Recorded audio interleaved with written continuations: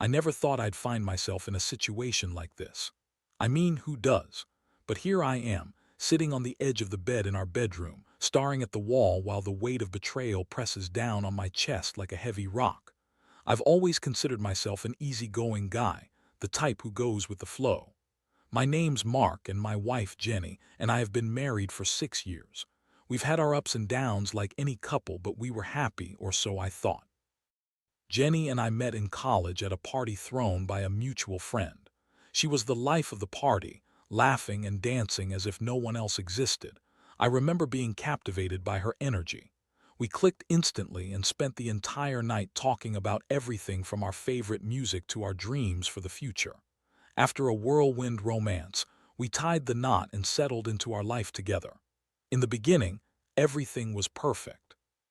We traveled, went to concerts, and had deep conversations over late-night snacks. But lately, things changed. I couldn't quite put my finger on it. It was as if a fog had rolled in over our relationship. Jenny had been more distant, her laughter less frequent, and her focus often elsewhere. She was glued to her phone, texting or scrolling through social media, and I started to feel like an extra in our own story. I tried to brush it off as stress from work. Jenny had recently been promoted at her job, and I thought maybe she was just overwhelmed, but I couldn't shake the feeling that something wasn't right. Friends noticed too, occasionally making comments about how Jenny seemed distracted or even cold. I shrugged it off, thinking maybe it was just a phase. Then came the night that changed everything. I had planned a spontaneous date night to rekindle our connection. I got home early, excited and expecting to surprise her. But as I walked through the front door, I heard muffled voices coming from our bedroom. My heart raced, and I froze for a moment, unsure whether to push the door open or retreat. But my curiosity got the better of me. I stepped inside, and the sight before me shattered my world. There was Jenny, laughing, lying on our bed, and right next to her was Mike, a guy from her office. The way they were positioned, the intimacy of their laughter, it was all too clear. I felt like I'd just been punched in the gut, my breath escaping me in a rush. I wanted to scream, to throw something, but all I could manage was a stunned silence. They both turned to me, their expressions shifting from surprise to guilt in an instant. I wanted to lash out, to demand answers, but my voice caught in my throat. Instead, I stood there, feeling like a ghost in my own life, unable to comprehend the reality surrounding me. Jenny's face paled and she scrambled to sit up. "Mark, I can explain." She stammered, her words tumbling out in a frantic rush. I let out a dry laugh, not sure what else to do. "Explain what?" I said, my voice barely above a whisper. "What could you possibly say that would make any of this okay?" As I stared at them, I felt a mix of anger and deep sadness wash over me. Here was the woman I thought I knew, sharing a moment that belonged to us with someone else. My mind raced as her excuses came pouring out. "It's not what it looks like. We were just talking. It's all a misunderstanding." Yeah, right. I could see the truth in her eyes, and it cut deeper than any knife. My heart raced as the reality settled in. I had found the evidence of her betrayal in the form of laughter, a shared moment that was supposed to be ours. And all I could think about was how I had been blind to the signs, how I had ignored my instincts. I took a step back, my head spinning as I processed the enormity of it all. This was my life, my marriage, and it was crumbling before my eyes. How could I have missed it? In those next few chaotic moments, I felt like I was standing on the edge of a cliff, peering down into an abyss. The ground beneath me was shifting, and I struggled to maintain my balance. Jenny jumped up, frantically pulling on her clothes, her eyes darting between me and Mike, who was still sitting on the bed, looking like a deer caught in headlights. I couldn't believe that the man who had been sharing our intimate space was now just a symbol of my wife's betrayal. "Mark, please, you have to believe me. It was a mistake, we were just messing around," she pleaded, her voice shaky as she tried to reach for my hand. I recoiled instinctively, feeling betrayed by not just her actions but her attempts to downplay everything as if I were just another fool in her game. "A mistake?" I echoed, my voice rising. "Sleeping with someone else is a mistake. Is that how you justify this? You think I'm going to believe it was just some harmless fun?" The anger bubbled up inside me, and I could feel the heat in my cheeks. It was as if a switch had flipped and I was no longer the oblivious husband but a man confronting the reality of his shattered trust. Mike, who had been silently watching the scene unfold, finally spoke up, his voice weak. "Look, man, I didn't mean for it to happen. We were just talking. It didn't mean anything. It took every ounce of strength not to explode. You're talking about my wife. You're just talking led to this. You think that's okay?" My heart raced, fueled by a mix of hurt and rage. I had never been the confrontational type, but in that moment I felt compelled to stand up for myself.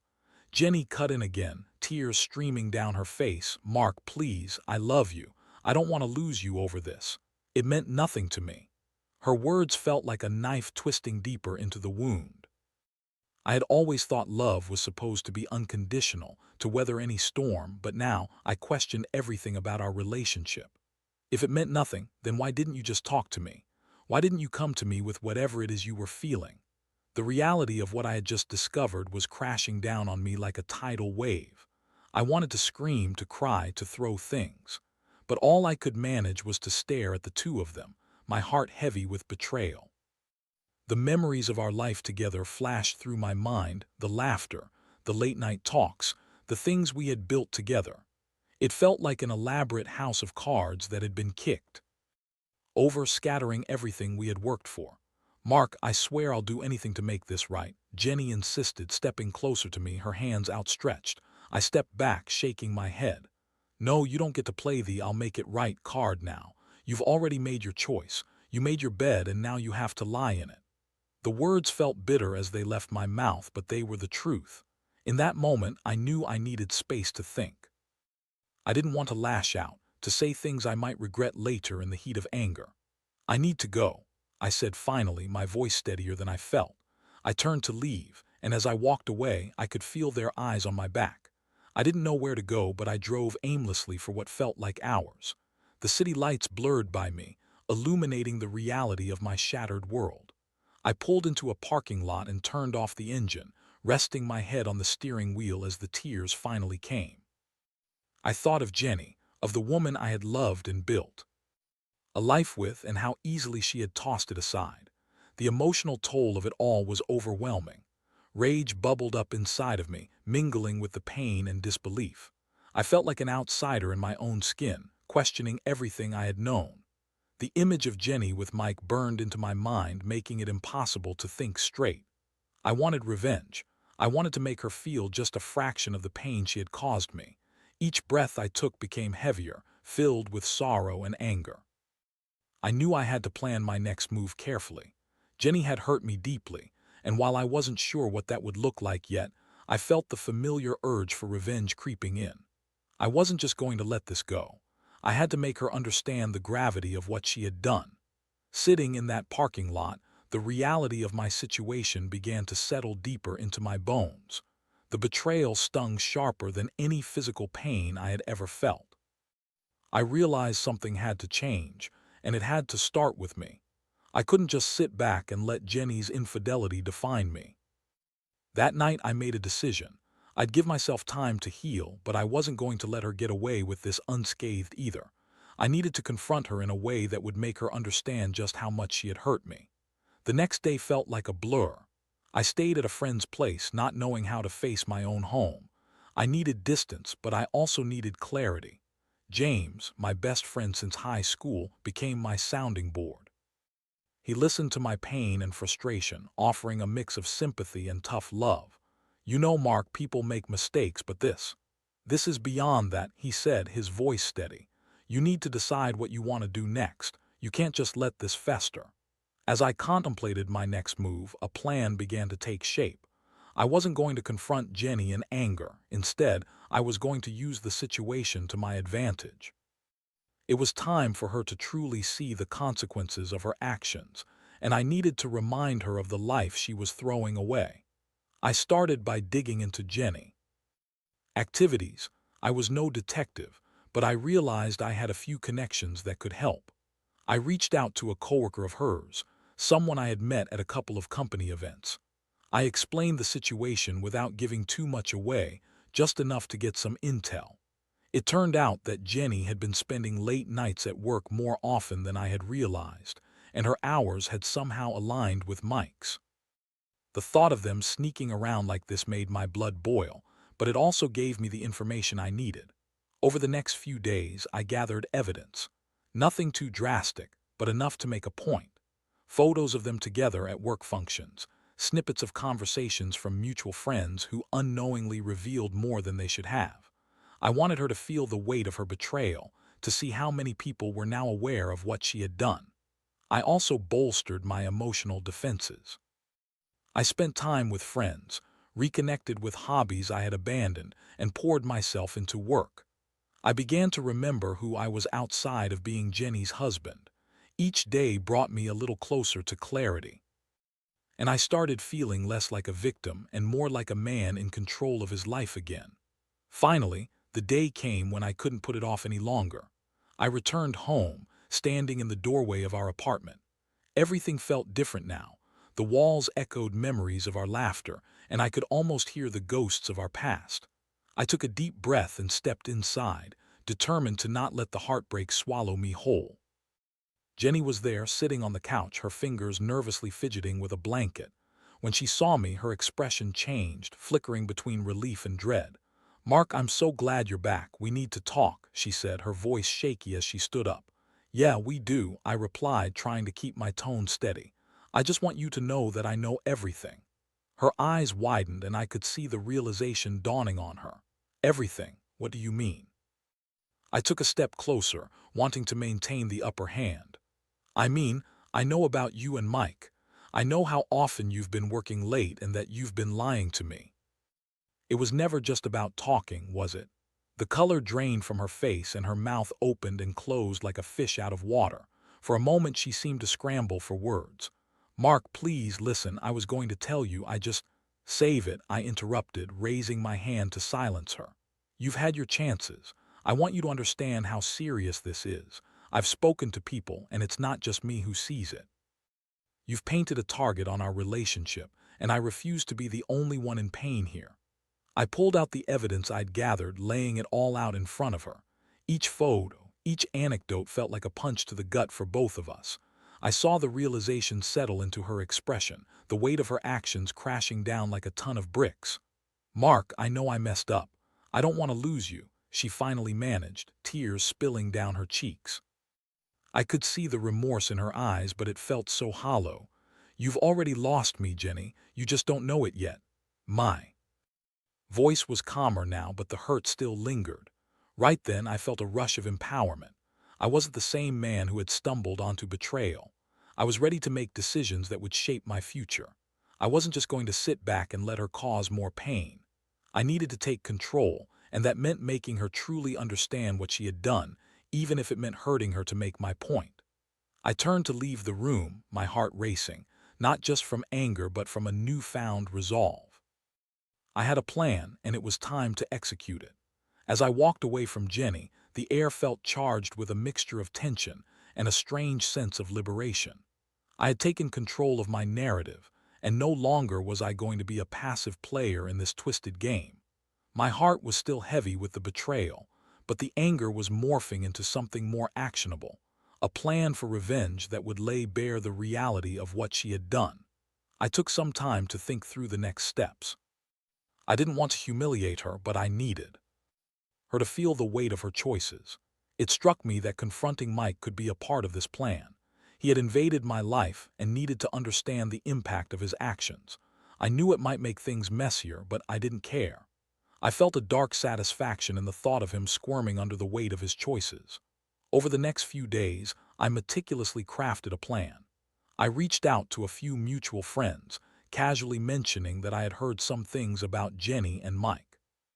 I wanted to paint a picture of an unraveling relationship, one where the truth could no longer be ignored. The more witnesses I had to the truth, the clearer it would be to Jenny how serious this was. I also decided to confront Mike directly. Part of me wanted to do it in person, but I thought about how that would look. Instead, I sent him a message that was both straightforward and chilling. "We need to talk about Jenny. Meet me at a local bar tomorrow at 7 p.m. I could almost picture his face when he read it, the confusion and fear creeping in. I wanted him to feel the pressure as much as I had. The next evening I arrived at the bar, my heart thumping in my chest. I took a seat in a booth at the back, a clear view of the entrance. I ordered a drink to settle my nerves, but I knew that what I was about to do was necessary. I would not let him walk away without understanding the consequences of his actions. When Mike walked in, he looked around nervously before spotting me. His face paled as he approached, and I could see the wheels in his head turning. "Mark," he said cautiously, sliding into the seat opposite me. "What's going on?" I leaned forward, staring him down. "You know exactly what's going on, Mike. You think you can just waltz into my life and take what's mine without any repercussions." He opened his mouth to speak, but the words didn't come. I could see him grappling with the reality of the situation. "Listen, man, it was a mistake." I stopped right there. I cut him off sharply. "You have no idea what you've done. You think it was just a fling. Just some harmless fun. You've broken something that can't be fixed." "I didn't mean for it to happen. I thought she was unhappy," Mike protested, desperation creeping into his voice. "Unhappy? You think that gives you a free pass to chase after my wife? You should have come to me, or better yet, to her. But instead you went behind my back. And for what? A thrill." I could feel the anger bubbling back up, and I leaned back, allowing the moment to sink in for both of us. "I know I messed up. I didn't think." "Exactly. You didn't think," I said, my voice steady but laced with fury. "Now you're going to think about what this means moving forward, because I'm not going to let you walk away from this without facing the consequences." I could see fear creeping into his expression as I laid out my plan. "I'm going to make sure that everyone knows about the affair. Your colleagues, your friends, anyone who might think you have a decent bone in your body. This isn't just about me. It's about accountability. You think you can just play with people's lives without any repercussions? Not anymore." He looked like he wanted to protest, but I could tell he was too stunned to speak. "Mark, you can't do this. It's not fair." He blurted out, desperation thickening the air. "It's not fair," I echoed incredulously. "Do you have any idea what's not fair? It's not fair that I trusted my wife, that I built a life with her, only for you to come along and destroy it. Now it's your turn to take responsibility." We sat in silence for a moment, the weight of the conversation settling over us like a heavy fog. I could see the panic in Mike's eyes as he realized the gravity of the situation. "You can't just ruin my life over this," he pleaded, his voice shaky. "Oh, but I can," I replied coldly. "And I will. You need to understand that actions have consequences. I won't let you off the hook that easily. You're going to feel the fallout of this. And who knows? Maybe it will make you think twice before you betray someone again."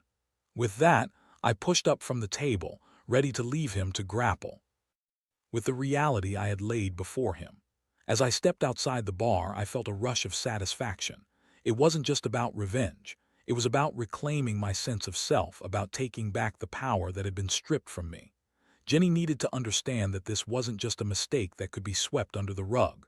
There would be consequences, and I was determined to ensure she felt them too. As I drove home, I felt lighter, the weight of the confrontation lifting off my shoulders. This was just the beginning of my journey. I wasn't sure what the future held for me and Jenny, but one thing was clear. I wasn't going to let her forget how much she had hurt me. When I returned home that night, I was both exhilarated and drained. The adrenaline from confronting Mike still coursed through me, but the reality of my marriage loomed like a dark cloud overhead. I stepped into the apartment, feeling the familiar chill that had settled in since the day of the betrayal.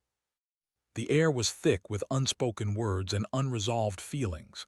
Jenny was still awake, sitting on the couch, her eyes red from crying. She looked up when I entered, and I could see the tension in her shoulders. "Mark, we need to talk," she said, her voice tentative as if she were afraid of my response. "Yeah, we do," I replied, my tone as steady as I could muster. I wasn't sure what to expect, whether she would try to beg for forgiveness again or attempt to justify her actions. But I knew one thing: I was not going to let her manipulate me again. "Where were you?" she asked, trying to keep her composure. "Did you see Mike?" "Yeah, I did. We had a little chat," I said, watching her reaction closely. "I think it's time we had our own talk." Her face paled, and I could see the fear flickering in her eyes. "What do you mean?" I took a deep breath, steeling myself for what came next. I told him I know everything, how long this has been going on, everything. and I made it clear that there will be consequences. Consequences, she repeated, bewildered. What are you talking about? I leaned against the doorframe, crossing my arms. I'm talking about how this isn't just going to blow over. I'm going to make sure that everyone knows about you too. Your colleagues, our friends, they all deserve to know the truth about what you did. Her expression shifted from confusion to anger, and I could see her frustration boil over. You can't do that. That's not fair to me. It'll ruin my life. Isn't that what you did to me, Jenny? I shot back, my voice rising. You think I care about fair anymore? You've already shattered our life. I'm just making sure you understand the consequences of your actions. She stood up, packing the room, her hands tugging at her hair. I can't believe you would stoop this low. I made a mistake, yes, but I want to fix this. I want us to go back to the way we were. Back to how we were, I scoffed, incredulous. Do you really think we can just erase the past? You've opened a wound that can't just be stitched back up. You've destroyed my trust, Jenny. How can I ever believe in you again? Her eyes filled with tears, and she took a step toward me. Mark, please, I love you. I made a huge mistake, but it didn't mean anything to me. I want to be with you. Can't we work on this together? For a moment, I felt a flicker of the love I once had for her, but it was quickly extinguished by the memories of her laughter with Mike, the way she had betrayed me without a second thought. You say you love me, but love doesn't come with betrayal. Love isn't based on lies and deceit. You need to understand that this isn't just about you wanting to fix things. There's a deep-rooted issue in our relationship that led you to this.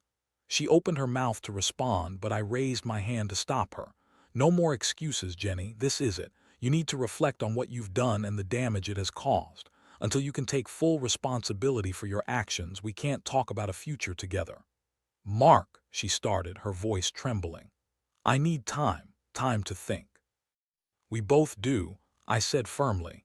You need to understand that this is not just going to go away. You will have to face the reality of what you've done, and I need to figure out if I can ever forgive you. With that, I walked past her and into our bedroom, closing the door behind me. I leaned against it, my heart racing. I felt a mixture of anger and sadness, but most of all, I felt a sense of clarity. This was a turning point, a moment where I chose to take control of my life.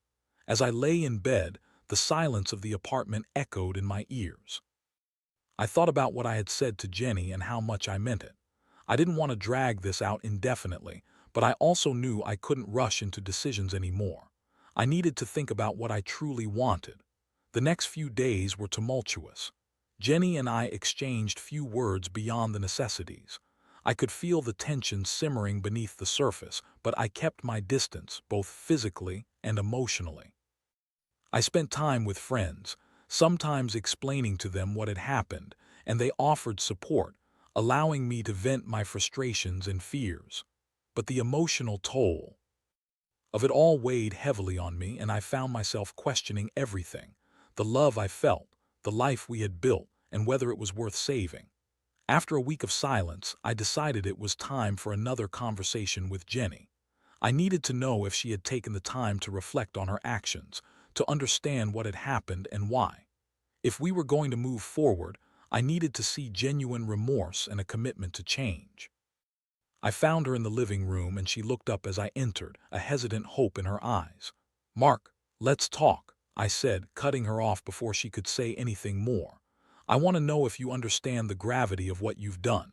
If you truly want to fix this, you need to be honest with yourself and with me. As she began to speak, I could see the tears welling in her eyes again, but this time I hoped they would come with a sense of accountability. I needed to see if she was willing to confront her mistakes head-on and take steps to repair the fractures in our relationship. I wasn't ready to forgive, but I was willing to listen. This conversation could decide the fate of our marriage, and I was prepared to hear everything she had to say. As I sat down across from Jenny, I could feel the weight of the moment pressing down on both of us. The living room felt like a battleground, filled with unspoken words and the echoes of our past. I studied her face, searching for signs of genuine remorse amidst the tears that glistened in her eyes. You've got my attention, Jenny. Now tell me what you really feel and what you want. She took a deep breath, her hands trembling slightly as she wiped her tears away.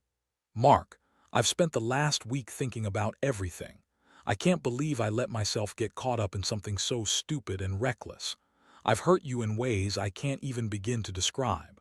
I never wanted to betray you, but I let my insecurities and the pressure at work cloud my judgment. I've missed you so much, and in trying to fill that void, I made the biggest mistake of my life. I listened intently, my heart softening just a fraction as she spoke. There was something different in her tone, a sincerity that hadn't been there before.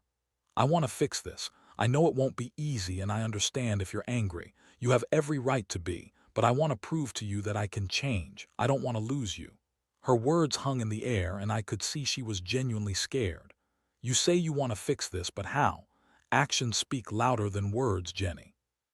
You need to show me that you're willing to put in the work, that you're serious about making this right. I will, she said, her voice steadying as determination flickered in her eyes. I'm willing to go to counseling to talk through my feelings and the mistakes I've made. I want us to rebuild our relationship from the ground up. I miss the connection we had, and I want it back more than anything. I nodded slowly, contemplating her words. I had always believed in the power of love and second chances, but the path ahead felt daunting. Could I truly trust her again? Would I ever feel secure in our relationship after this betrayal? I had to weigh that against the love I still felt deep down for the woman I had married. I need time, Jenny, I replied, my voice calm but firm. I'm not ready to make any decisions right now. I want to see you take the steps you're promising.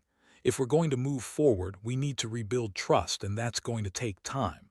It's not going to be easy for either of us. She looked relieved, yet I could see the uncertainty still hanging around her. I understand, Mark. I'll do whatever it takes. I know I don't deserve your forgiveness right now, but I hope you can find it in your heart to give me a chance to prove myself. With that, she looked down, and I could see the weight of her remorse. I felt a flicker of hope, but also a caution that I couldn't shake.